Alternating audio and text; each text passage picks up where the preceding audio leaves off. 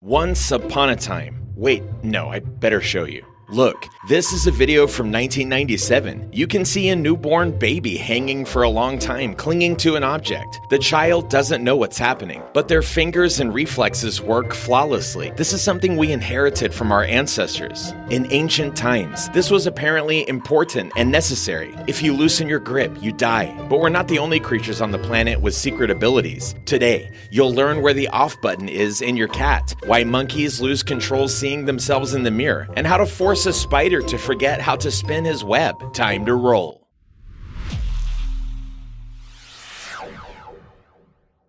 You must have seen these photos. What's going on here anyway? Have cats reached a new level and they no longer need boxes? The owners of these animals believe that if you draw a circle with chalk, or make a square on the floor, or depict any geometric figure on the floor, the cat immediately sits inside. You can use a towel, a wire, or even tinsel. Anyway, the cat will sit inside as if she has nothing better to do. Okay, now let's see if this works. A cat, check. A square, check. Come on, sit. Hey, come on. Well, yeah, looks like my cat broke down. But what's the real reason for this behavior anyway? No, not the behavior of my cat, but of all cats in general. It's believed that people tamed these animals about 4,000 years ago. Yes, for 4,000 years, these creatures have been leaving fur on our clothes, ruining our favorite shoes, and chewing headphone wires. Okay, wires are a little bit more of a modern problem. During this time, people have tried to study cats, but unsuccessfully. It's well known that cats like the safety of enclosed spaces such as boxes and closets. They also like to sit on high ground, from where they can observe the area.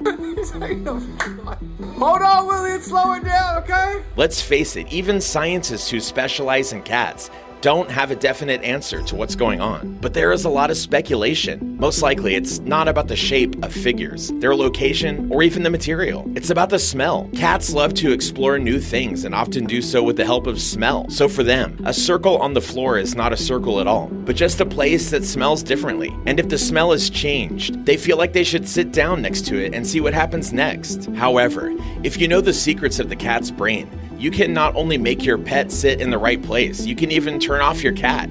Don't believe me? See it for yourself. Although this feline is a little bit bigger than a regular cat, its body works in a similar way. When the mother picks the little tiger up by the scruff, it paralyzes, as if there were really an off button somewhere there. Or, well, you know, a button to turn off the tigers. The little tiger just hangs and waits until it's lowered back to the ground. Surely you did this to your cat when it was little. Yeah, some animals in a similar situation stop moving. It looks a little weird, but as you can see, body gets really loose.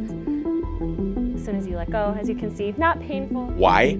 First of all, reflexes. The scruff was designed by nature as the handle to transport little puppies and kittens, and to make the life easier for the mother. Cubs were made very obedient. Try to move something from place to place holding it in your mouth. Now imagine it moves too. So this off button allows parents in the wild to worry less. By the way, the scruff trick works not only with puppies or kittens. This is considered a dominant action by any cat or dog, no matter their age. Therefore, if you have an adult pet, you shouldn't try to do this because it will only distress your pet. It's no coincidence that in a fight, animals try to bite each other by the scruff. It's like saying, hey, I'm in charge here. Well, you have to do something when you can't afford a big car because you have paws. All right, now pay attention. Don't try the following trick at home.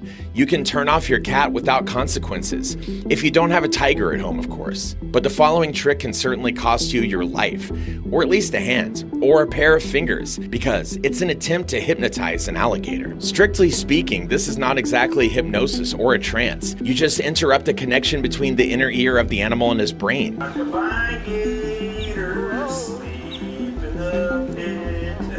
Does it hurt? It's just a small bug in nature's design. You just have to roll the crocodile on its back and hold it like this for a while. However, usually the crocodile doesn't like it, so you also need to hold the jaws. In the end, if you're lucky, the predator will be disoriented for a while until it regains consciousness. Then you better stay away.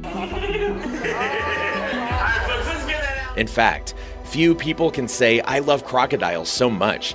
But spiders have even fewer fans. Most often, everyone tries to stay away from spiders, except NASA. They gave the poor creatures different substances and tested how they would affect their webs. And the spiders, which usually can spin a web in any situation, broke down. Some substances forced them to create more symmetrical patterns, while others make the spiders forget about their duty. A web? What's a web? I'm out. But see what happens when you give spiders a drug that is sometimes used to treat insomnia in people? Yeah, the spider went to sleep. You'd think caffeine would cheer up the poor guy, but what's good for humans makes the spider create chaotic webs. In the end, scientists gave the spiders amphetamine and finally broke it. But let's leave the spiders alone. Watching them can be a little scary after all. You know, we'd better take a look in the mirror.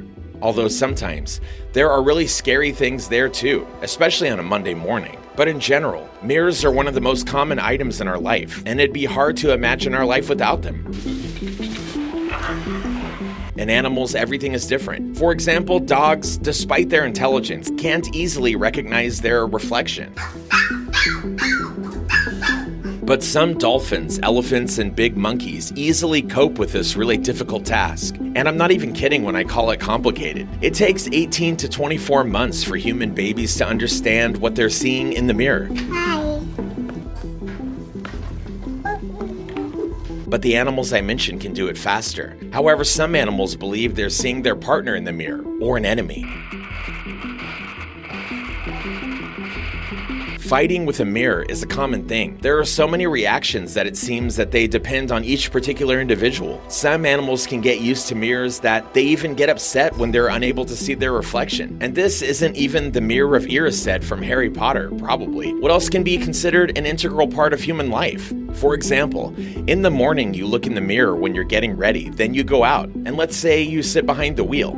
Sometimes the weather's nice outside, and you just want to poke your head out the window, feel the wind in your hair, and, well, in all this, you know? But when dogs begin to do something similar, it brings up some questions, but they do it because they can. A dog's head is an incredible sensory device. You could say that it's simply packed with all kinds of sensors, like some cool modern devices. With its head out the window, the dog sniffs at everything that the car passes by, mostly. They get attracted to the smell of food, of course, but they're also interested in people, other dogs, and all sorts of smelly things on the streets. So basically, a dog with its head sticking out the car window is a real explorer and a very, very good boy. Okay, dogs and cars look cute and funny, but what about seagulls? Well, if you see a seagull in a car, please send me a picture. I'm talking about the birds who are constantly circling near the water in search of prey. Fishing? No, that's too difficult. Why fish when you can just pick up garbage? Even better, snatch a sandwich from a distracted tourist.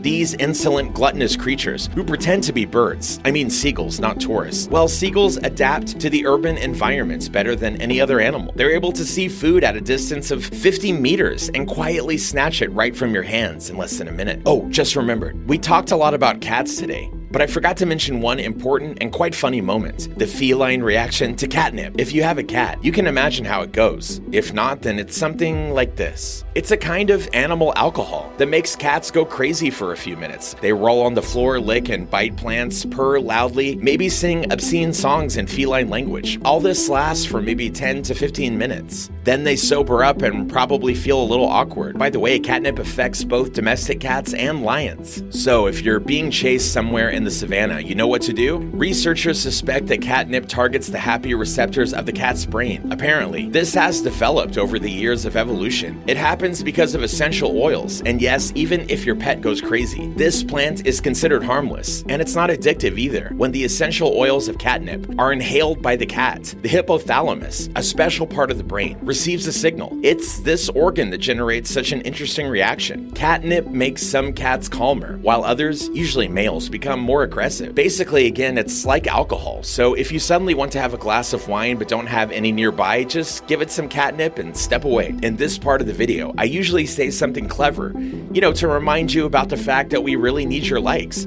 and that we really want you to subscribe to our channel. But you already know all this. We're cool, you're cool, we're made for each other. See you later.